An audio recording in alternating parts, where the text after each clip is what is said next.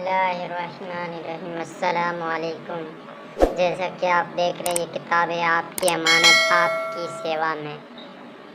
आज का जो टॉपिक है वो ये है कि मूर्ति पूजा का आरंभ। मूर्ति पूजा कैसे शुरू हुई।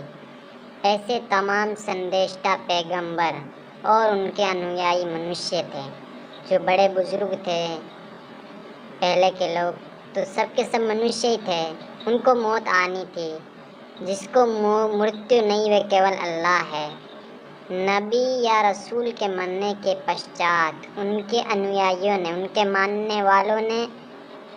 मानने वालों को उनकी याद आई और वे उनके दुख में बहुत रोते थे। शैतान को अवसर मिल गया, मौका मिल गया कि वे मनुष्य का दुश्मन है और मनुष्य की परीक्षा के लिए उस मालिक ने उसको बहकाने और बुरी बातें उसके दिल में डालने की शक्ति दे रखी। शैतान को बुरी बातें डालने की शक्ति उस मालिक ने दे रखी कि वो मनुष्य के अंदर बुरी बात डाल सकता है।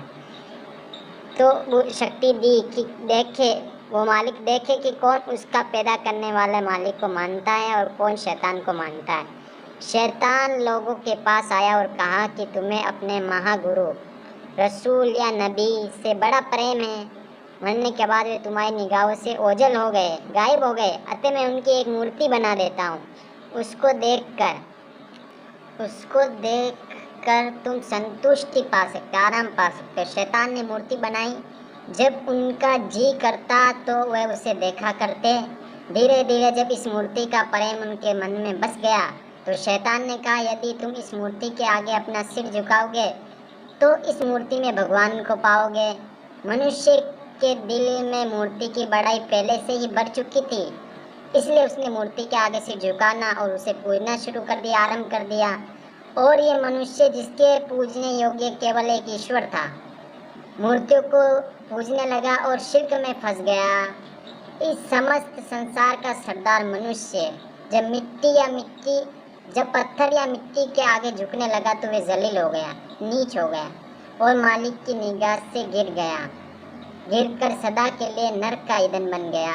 इसके बाद अल्लाह ने फिर अपने रसूल भेजे, जिन्होंने लोगों को मूर्ति पूजा और अल्लाह के अलावा दूसरे की पूजा से रोका। कुछ लोग उनकी बात मानते रहे तथा कुछ लोगों ने उनकी अवमानना की, बात को नहीं माना। जो लोग मानते थे अल्लाह उनसे प्रसन्न होते और जो लोग उनके उपदेशों की अवहेलना करते, उनके लिए आसमान से विनाश के फैसले कर दिए जाते।